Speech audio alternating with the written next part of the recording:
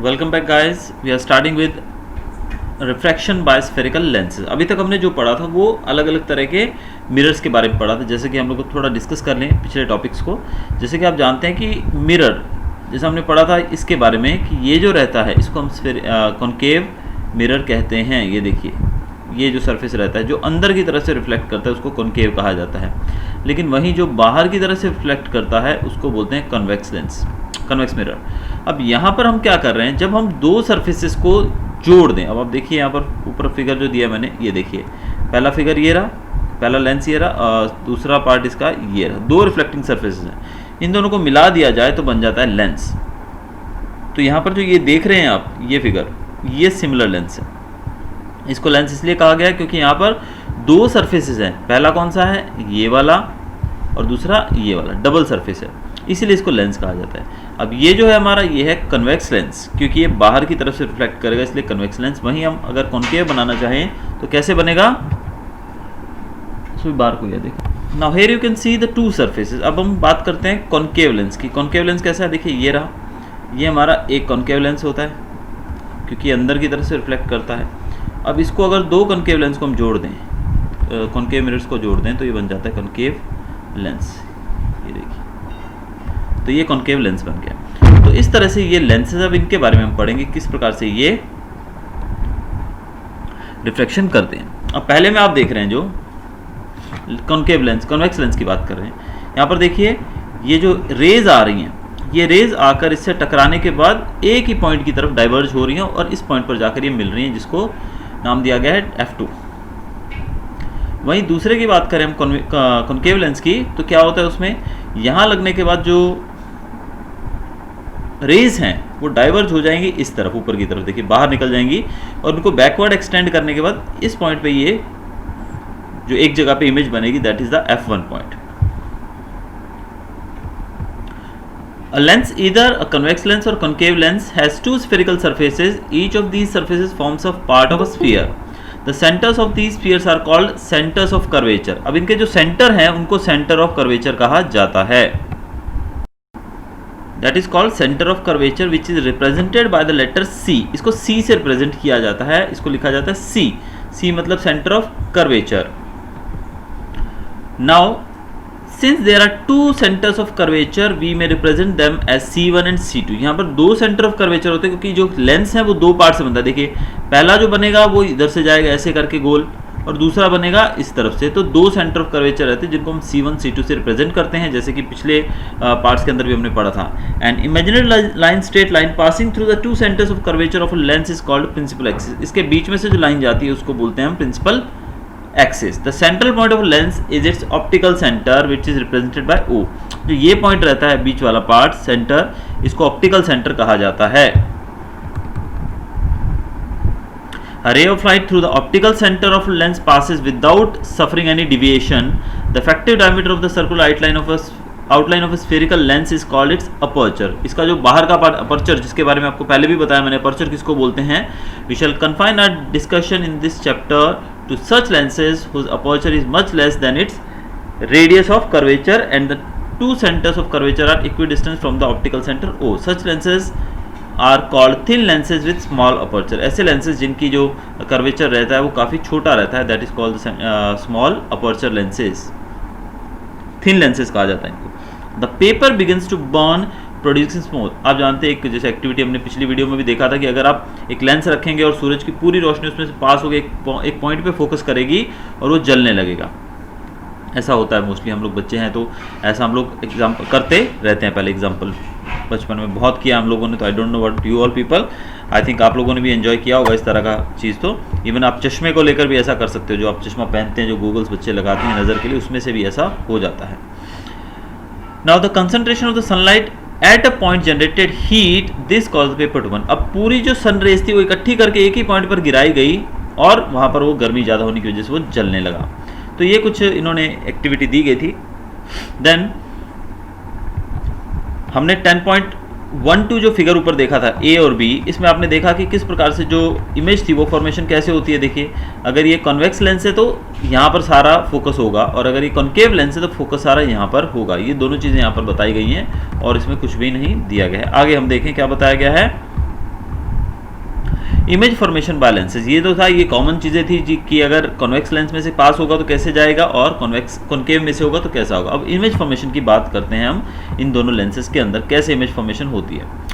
अब जैसे कि मैंने पहले आपको एक टेबल बताया था, वही टेबल यहाँ पर भी हमें पढ़ना पड़ेगा। देखिए, position of the object, position of image, relative size of the image and nature. अगर इन्फिनिटी पे होगा तो फोकस F2 के ऊपर इमेज बनेगी और इमेज कैसी होगी, हाईली डिमिनिश, छोटी होगी, पॉइंट साइज्ड। दूसरा रियल और इन्वर्टेड उसका नेचर होगा। तो ये सारी चीज़ें यहाँ पर दी गई है बियॉन्ड 2F। अगर पोजीशन ऑब्जेक्ट की जो है वो 2F के पीछे होगी, इमेज कहाँ बनेगी, F2 और 2F2 के बीच में। कैसी बनेगी, छोटी बनेगी, रियल और इन्वर्टेड। ये सारी चीज़ें आपको यहाँ से रीड आउट कर लेनी है। Next is nature and the position of relative size of the image formed by concave lens for various position. ये ऊपर हमने जो पढ़ा ये था कॉन्वेक्स लेंस के बारे में, जो ये हमने पढ़ा ये किसके बारे में, कन्वेक्स लेंस है। देखिए यहाँ पर, तो पीछे भी आप जानते हैं ऐसा टेबल हम पढ़ चुके हैं पहले भी, कॉन्केव मिरर और कन्वेक्स मिरर के बारे में। अब यहाँ पर जो दूसरा है ये कॉन्केव लेंस के बारे में है। अब जब इन्फिनिटी पे है तो इमेज कहाँ बनेगी, कैसी बनेगी, उसका नेचर कैसा होगा, ये सब चीज़ें यहाँ पर दी गई हैं। Next is image formation in lenses using रे डायग्राम। अब रे डायग्राम के हिसाब से हम देखेंगे कि किस प्रकार से इमेज फॉर्मेशन होता है। अब ये हमारा रे डायग्राम बताएगा हमको। 2 मिनट बेटा, इसमें मैं एक वो निकाल लूँ। फर्स्ट टॉपिक हमारा डायग्राम जो कि बताएगा हमें कि किस प्रकार से इमेज फॉर्मेशन होता है यूजिंग द रे diagram in lenses. First is if पहला जो टॉपिक था हमारी बुक के अंदर, जो टेबल जो हम पहला देखें, ग्रीन वाला टेबल जो हमने पीछे छोड़ा अभी, उसमें बताया गया कि अगर position of object will be at infinity. अब देखिए इन्फिनिटी, यहाँ पे कोई पोजीशन नहीं दी गई, दूर से आ रहा है तो क्या होगा, तो इमेज बनेगी एट F2। यहाँ पर रिफ्लेक्ट होकर वो कहाँ जाएगी, F2 के ऊपर। कैसी होगी image, highly diminish point size, छोटी सी इमेज होगी। कैसी होगी, रियल एंड इन्वर्टेड, उल्टी इमेज होगी लेकिन रियल इमेज होगी। ये है कन्वेक्स लेंस। अब कॉन्केव लेंस की बात करें तो कॉन्केव लेंस का अगर हम टेबल देखेंगे तो उसमें बताया इन्फिनिटी पे अगर होगा तो इमेज बनेगी F1 पे।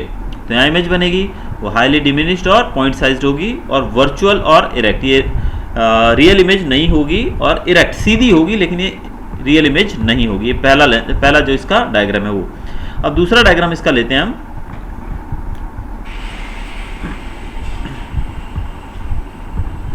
इसमें बताया गया है कि अगर जो a ray of light passing through a principal focus after refraction from a convex lens, कहाँ से पास हो रही है वो, प्रिंसिपल फोकस में से पास हो रही है, then after refraction from convex lens will emerge parallel to the principal axis। देखिए ये प्रिंसिपल फोकस है हमारा, सॉरी प्रिंसिपल एक्सिस है बीच वाली लाइन।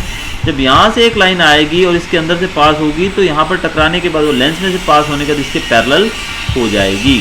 वहीं अगर हम बात करते हैं कॉन्केव लेंस की तो वहाँ भी यही सिचुएशन रहेगी। अगर एक रे आती है जो कि डायरेक्ट आकर प्रिंसिपल एक्सिस को काटेगी तो ये इसमें से डाइवर्ज होकर उसके पैरेलल हो जाएगी। ये दो केसेस हैं इसके। देन तीसरा केस यहाँ पर दिया गया है, a ray of light passing through the optical centre of a lens will emerge without any deviation. अगर ये ऑप्टिकल सेंटर में से पास होती है तो इसमें कोई भी डाइवर्जन नहीं होगा, ना वो आगे जाएगी ना पीछे, वो सीधी निकल जाएगी दोनों ही केसेस के अंदर। तो ये है रे डायग्राम इसका। Then the ray diagram for the image formation of convex lens for a few positions at the object। अब जो पोजीशन हमने पढ़ी थी वो देखते हैं। देखिए यहाँ पर था इन्फिनिटी की बात करें, अगर इन्फिनिटी पे होगा जो ऑब्जेक्ट तो क्या होगा, इन्फिनिटी पे होने के बाद यानी बहुत पीछे से दूर से आ रही है कहीं से रे, तो F2 पे इमेज बनेगी। कैसी होगी इमेज, छोटी, पॉइंट साइज और इन्वर्टेड। और दूसरा बी बताया गया, ये कैसा बताया गया, इन्होंने बताया है 2F1 पे, बियॉन्ड 2F1। ये F1 है, ये 2F1 है और ये 2F1 के पीछे अगर ऑब्जेक्ट यहाँ पर है तो इमेज कहाँ बनेगी, बिटवीन F2 एंड 2F2। ये F2 है और ये 2F2 है, इन दोनों के बीच में इमेज बनेगी। इमेज कैसी होगी, डिमिनिश, छोटी होगी, इसके मुकाबले इमेज थोड़ी छोटी होगी। और रियल और इन्वर्टेड, रियल इमेज होगी लेकिन उल्टी। आप देख रहे हैं इमेज नीचे आ रही है, यहाँ पे ऊपर होनी चाहिए इमेज लेकिन यहाँ पर नीचे आ रही है, दैट मीन्स इन्वर्टेड इमेज रहेगी, उल्टी रहेगी।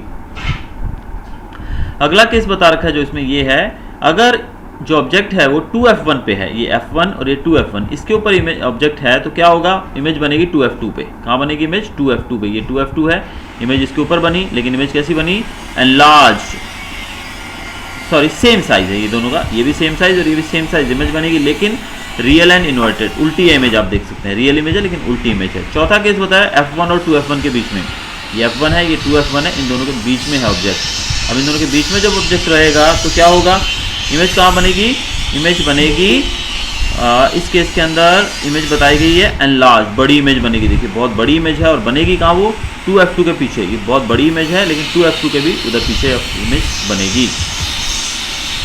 अगले केस में आप देख रहे हैं यहाँ पर जो ऑब्जेक्ट है वो f1 के ऊपर है, f1 के ऊपर ऑब्जेक्ट है, तो इमेज कहाँ बनेगी, इमेज इन्फिनिटी पे बनेगी, यानी कि कोई जगह नहीं, कहाँ बनेगी, इन्फिनिटी पे इमेज बनेगी और बहुत बड़ी होगी, रियल और इन्वर्टेड रहेगी। अगर जो ऑब्जेक्ट है वो रहेगा between f1 and optical centre O, between f1 and at focus f1, यहाँ पर बताएगी फोकस f1 के ऊपर रहेगी, o और f1 के बीच में बताएगा, between f1 and, just minute, ये इन्होंने कौन सा टॉपिक लिया, या इमेज यहाँ पर AB, यानी कि f1 और O के बीच में, ऑप्टिकल सेंटर और f1 के बीच में रहेगी ऑब्जेक्ट, तो क्या होगा, तो इमेज बनेगी on the same side of the lens as the object.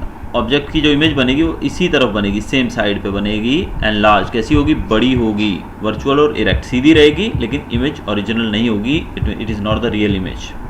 तो ये कुछ कंडीशंस हमने पढ़ी जो कि वो बॉक्स के हिसाब से हमने देख लिया। अब हम बात करते हैं nature and position of relative size of the image formed by concave. Concave lens में दो ही कंडीशंस थी, जैसे बॉक्स के अंदर आपने पढ़ी थी, ब्लू वाला बॉक्स जो था दूसरा। अब उसमें पहला था इन्फिनिटी पे, इन्फिनिटी मतलब ये देखिए दूर से रेज आ रही है, इन्फिनिटी पे होगा तो इमेज बनेगी f1 पे बनेगी, इमेज कैसी होगी, हाईली डिमिनिश, छोटी होगी और पॉइंट साइज होगी, वर्चुअल और इरेक्ट रहेगी।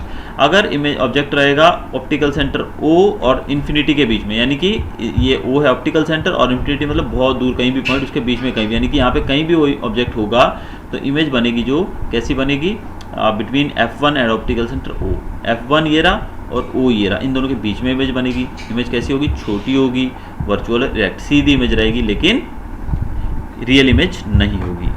Next is sign convention for spherical lenses. For lenses we follow sign convention similar to the one use for spherical में, जैसे हमने स्फेरिकल मिरर्स के लिए साइन कन्वेंशन पढ़ा था, स्नेल्स लॉ वगैरह, वही we apply the rules for signs of distances except that all measurement taken from the optical centre of the lens according to the convention the focal length of the convex lens is positive and that of the concave lens is negative. ये आपने देखा था, पीछे हमने पढ़ा था।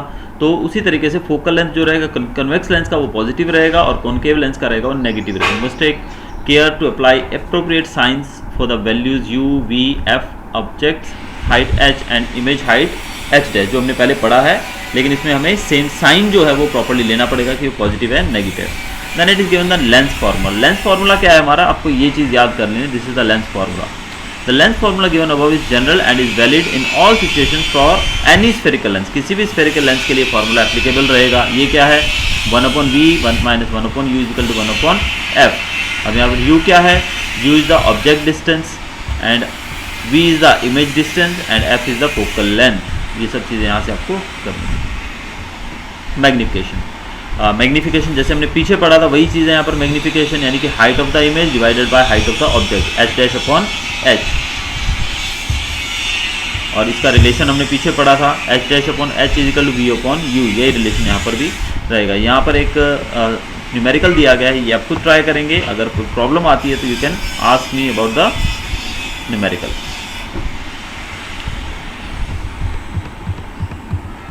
Then we'll start the power of lens. Power of lens क्या होता है, power of lens is the ability of lens to converge और diverge light rays depends on its focal length. अब एक जो लेंस है उसकी पावर है ना, रेज को डाइवर्ज करने की या कन्वर्ज करने की जो उसकी पावर है वो डिपेंड करती है फोकल लेंथ के ऊपर, और इसी को पावर ऑफ लेंस भी कहा जाता है। For example convex lens of short focal length bends the light rays through large angles. अब कन्वेक्स लेंस है जिसका फोकल लेंथ कम है, छोटा फोकल लेंथ है, वो लार्ज एंगल्स पे उसको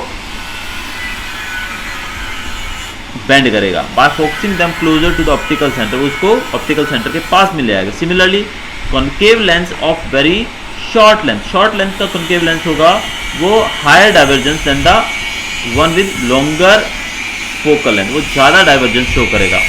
the degree of convergence and divergence of light rays achieved by lens is expressed in terms of power. जो कन्वर्जेंस और डाइवर्जेंस है इसको पावर के तौर पे दर्शाया जाता है। The power of a lens is defined as the reciprocal of its focal length, यानी कि power is equal to 1/f। 1/f का मतलब होता है ये इसका क्या है, रेसिप्रोकल है, यानी कि power is equal to 1/f। f is focal length, इसको p से दर्शाया जाता है। अब देखिए आगे, इसका जो SI यूनिट रहता है वो होता है डायप्ट्रे और ये इसका SI यूनिट है, याद रखिएगा, इसको D लेटर से दर्शाया जाता है। एंड आगे है you we note that the power of convex lens is positive and that of concave lens is negative. ये चीज़ भी आपको याद रखनी है, कन्वेक्स लेंस की जो पावर रहती है पॉजिटिव रहती है और कॉन्केव लेंस की नेगेटिव रहती है।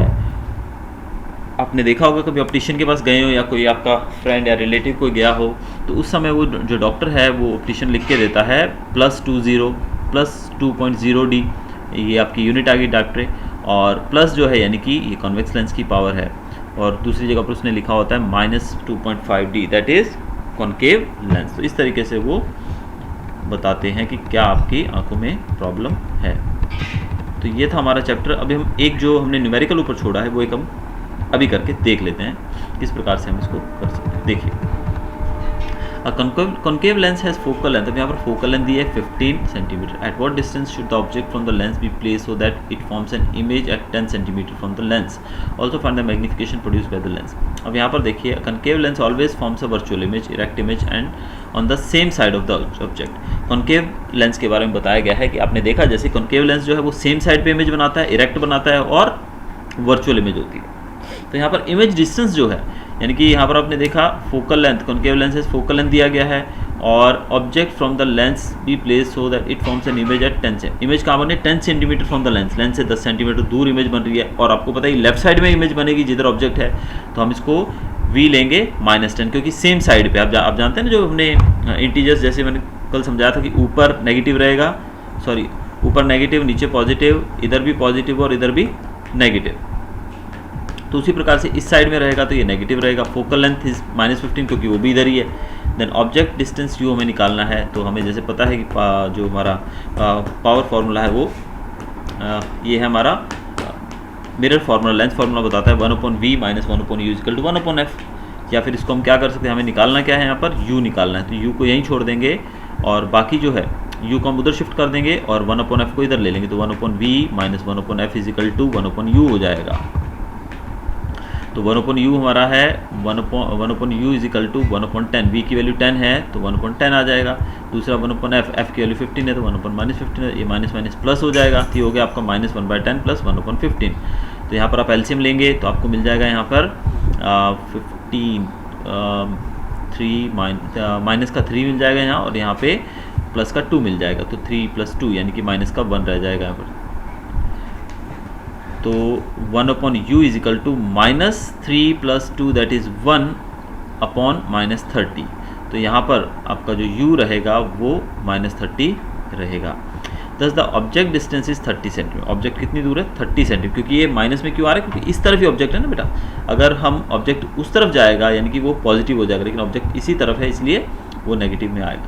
देन मैग्नीफिकेशन आपको पता है कि height of the image divided by height of the object, distance of the object, यानी कि यहाँ पे हाइट की बात करें डिस्टेंस वो है -10, और हमने जो भी निकाला u वो है -30, तो ये आ जाएगा आपका 1/3, दैट इज़ इसको आप राउंड में लोगे तो 0.33 आ जाएगा। The positive sign shows that the image is erect and virtual. यहाँ पर जो पॉजिटिव साइन ये बताता है कि जो इमेज है वो इरेक्ट है, सीधी है, और वर्चुअल यानी कि रियल इमेज नहीं है।